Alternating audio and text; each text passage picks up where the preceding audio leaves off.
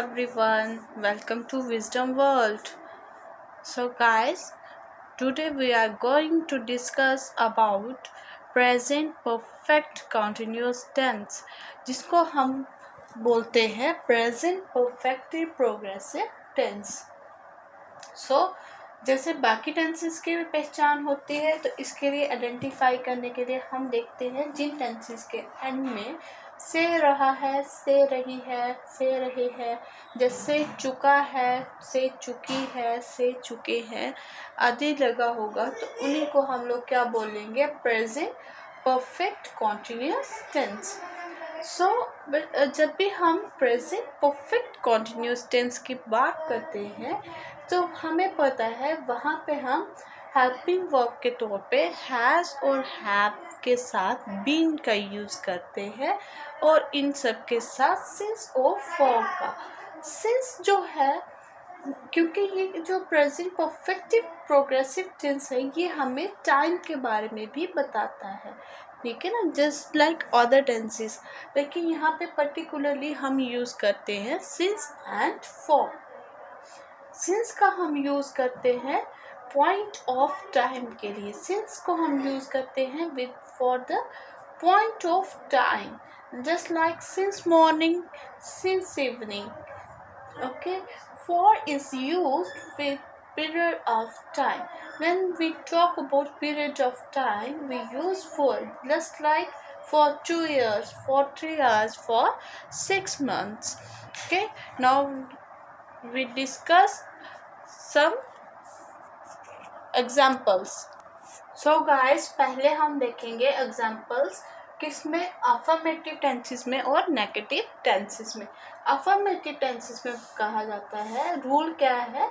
Subject plus has have और उसके साथ बीन प्लस वर्ब की फर्स्ट फॉर्म के साथ ING plus object and then last में सिंस और for. So example, just like मैं सुबह से बाजार जा रहा हूँ. जब मैं सुबह से बाजार जाता हूँ, तो यहाँ पे क्या आएगा? I have been going to market since morning. मैं सुबह से बाजार गया हूँ. मैं सुबह से बाजार जा रहा हूँ.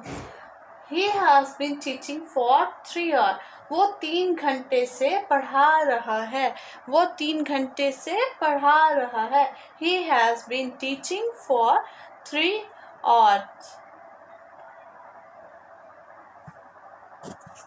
Then it's negative form. Negative form, we use subject plus has have plus not and then been, then verb की first form plus ing plus object and since and for. So I have not been going to market. I have not been going to market. He has not been teaching for 3 hours. वो सुबह 3 घंटे से नहीं पढ़ा रहा है. He has not been teaching for 3 hours. इसमें बोलो, वो सुबह से कपड़े नहीं धो रही है. She has not been washing clothes since morning. वो 2 घंटे से कपड़े धो रही है. She has been washing clothes for 2 hours. तो वो क्या आ जाएगा? हमारी अफर्मेटिव फॉर्म भी और नेगेटिव फॉर्म में. Now next is about interrogative and negative interrogative. Now what we see the rules. What are the rules in interrogative and negative interrogative tenses? Has and have plus subject and been, then verb first form plus ing plus object and then since and for. For example, have I been going to market since morning? Has he been teaching for 2 hours? क्या मैं सुबह से बाजार जा रहा हूँ? Have I been going to market since morning? क्या वह 2 घंटे से पढ़ा रहा है? Has he been teaching for 2 hours? बजाय इसकी ये होता है क्या वह सुबह से पढ़ा रहा है, तो क्या आना था? Has he been teaching since morning? Negative interrogative, same rule is applied to negative interrogative but with the usage of not.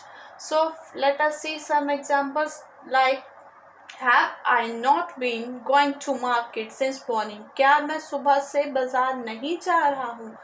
क्या वह 2 घंटे से नहीं पढ़ा रहा है?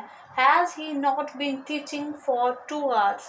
So this is your present perfective continuous tense in all kind: affirmative, negative, interrogative, and negative interrogative.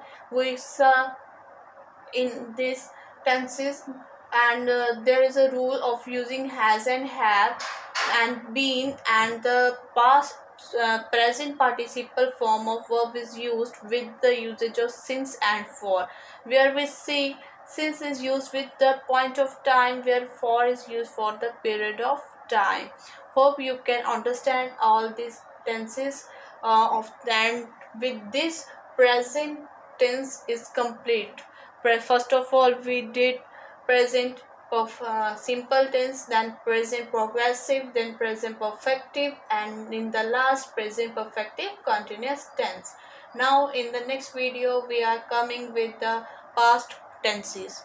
Okay, hope you can understand.